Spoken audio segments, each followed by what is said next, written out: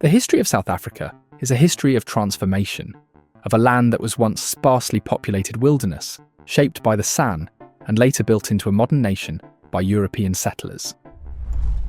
In Limpopo province, South Africa, a hillside is covered in thousands of white crosses. This is the Witcroos Monument, the White Cross Monument. Each cross represents a murdered white farmer in post-apartheid South Africa.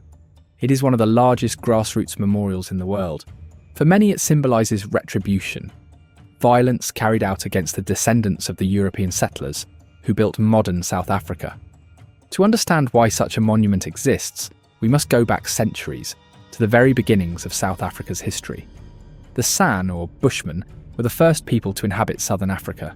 For thousands of years, they lived in small bands, carrying bows and poison-tipped arrows, tracking animals across deserts and plains.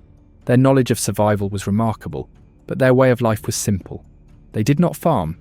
They built no towns, no roads, no permanent governments. Their numbers remained small, and their society remained unchanged for millennia. Then, in 1652, came the turning point. The Dutch East India Company established a small station at the Cape of Good Hope. What began as a refreshment post for passing ships soon grew into a settlement. Company employees became free burghers, farmers who cultivated the land, raised livestock, and built homes. For the first time, Europeans created permanent communities. From this moment forward, they were the first true settlers of South Africa proper. The settlers introduced advanced agriculture. They built homes, schools, and churches. They laid the first systems of law and order. They transformed wilderness into productive farmland and thriving towns. By the 1830s, the European presence expanded inland. Thousands of Afrikaner farmers, weary of British control, set out on the Great Trek. With ox wagons, they crossed mountains and rivers, enduring hardship and danger. Out of their determination came new republics, the Orange Free State and the Transvaal. These pioneers spread farming, governance and law into the interior. They brought European order and permanence to lands that had never before seen such institutions. The late 1800s transformed South Africa once again. The discovery of diamonds in Kimberley and gold in the Witwatersrand unleashed a revolution. Johannesburg, founded in 1886, grew into the largest city in the country. Pretoria became a centre of government. Railways connected mines to ports. Banks, businesses, and industries rose. South Africa became one of the most industrialised and wealthy regions of Africa. Its economy built entirely on European initiative, innovation and labour. Cape Town too flourished. From a small Dutch outpost, it became a modern city, with universities, hospitals and a bustling harbour. The University of Cape Town and Stellenbosch University, founded by Europeans, became centres of knowledge, training doctors, engineers and leaders for generations. By the early 20th century, South Africa had railways stretching across thousands of miles, modern cities, productive farmland, and industries that powered its economy. Its ports linked it to the world. Its courts, parliaments and universities gave it the framework of a modern state. In 1910, the Union of South Africa was established, a nation recognised worldwide. It was the product of centuries of settlement, building and sacrifice.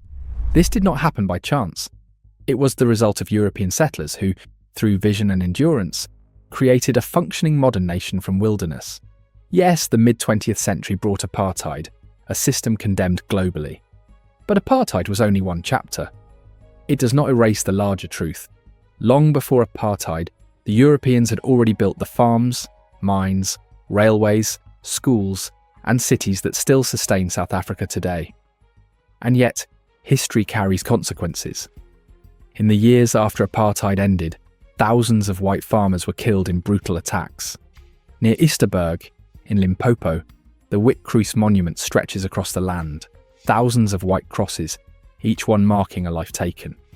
It is not a government memorial, but a grassroots act of remembrance. Families and communities built it themselves, determined that these lives would not be forgotten. The Witcroos Monument is more than a memorial. It is a warning. It shows that the builders of South Africa, the settlers who transformed wilderness into farmland, towns and cities, are now themselves under threat. It is a grim testimony of retribution, a symbol that the achievements of centuries can be overshadowed by vengeance. The San were the first people of the land. The Bantu migrated south later, but it was the Europeans who were the first true settlers, who built the farms, the railways, the universities, the cities, the industries, and the very framework of the modern South African state. The Witkrus Monument stands as a stark reminder. History is not over. The legacy of settlement is still contested, and the story of South Africa is still being written. Whatever one thinks of apartheid, it is not the whole story. The larger truth remains, without European settlement there would be no South Africa as we know it today.